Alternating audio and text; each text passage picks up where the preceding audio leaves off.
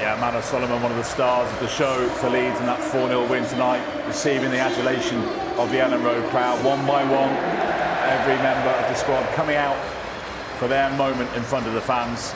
Joby McAnuff, Michael Bridges with me here, Stuart Dallas was with us. He's down pitch side, getting involved in it all. But Michael, I mean, we said at the top of the programme in 2020, the Leeds team that won promotion didn't get the chance to have this moment. How special will this be? Yeah, and Stewie Dallas was part of that. And like you say, I know what he's talked about, how strange the circumstances were around the world for everybody involved. But to be able to do it now with the players and the fans together is just something special.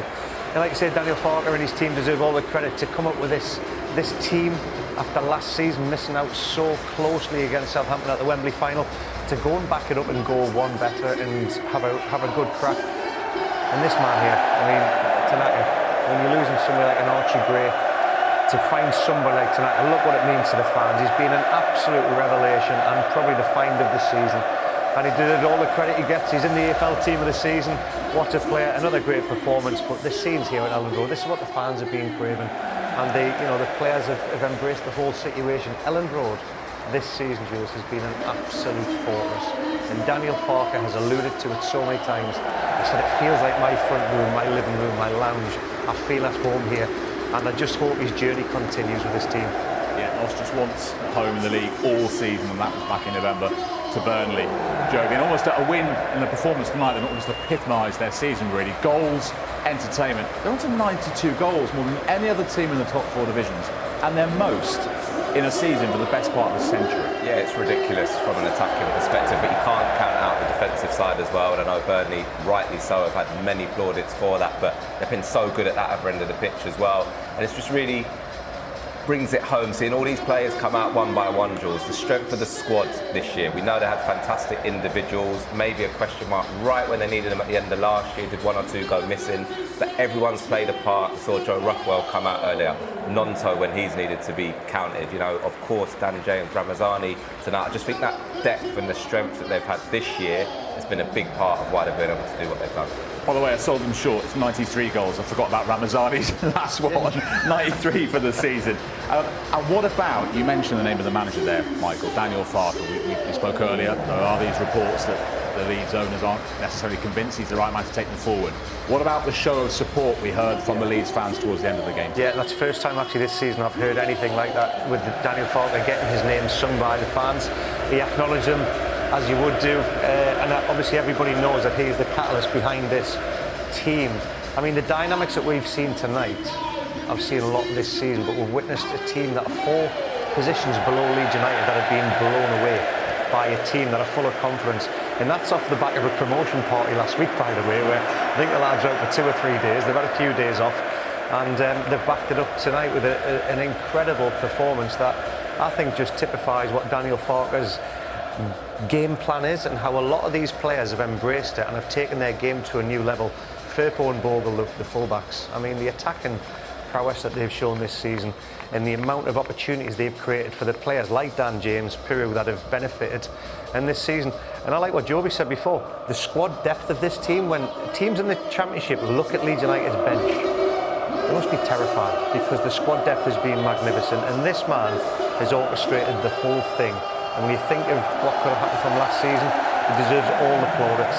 It's really nice for him to have this moment, George, because there has been question marks over that little bad run that they went on. Is he the right man to even get them over the line? You can see there, the ownership group, and he deserves this moment because this is such a hard club to manage. The expectation, the pressure, everything that surrounds Leeds United, we see it particularly when they're in this league, and he has been the calm head. He's kept everybody level when they've needed to be, and again, without that experience, do they get over the line this season? Probably not, but he came out after the Swansea game and guaranteed they'd be in the Premier League, and he's delivered it. And do you think the reception he's getting from the Elland Road faithful tonight might influence the owners?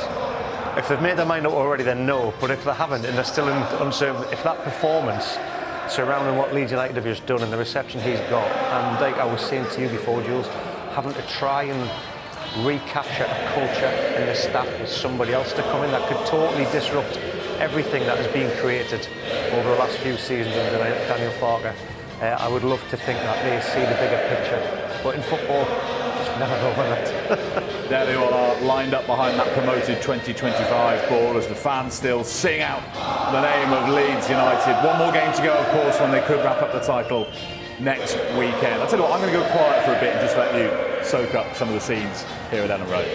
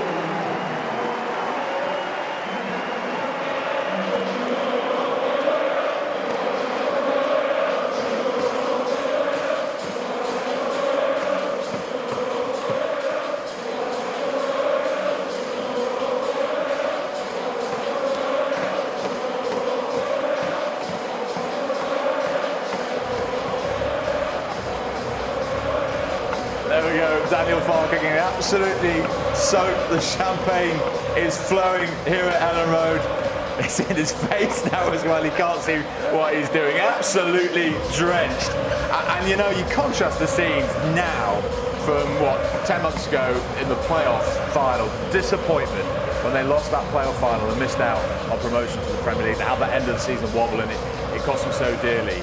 And in that song we heard them singing, we've had our ups and downs.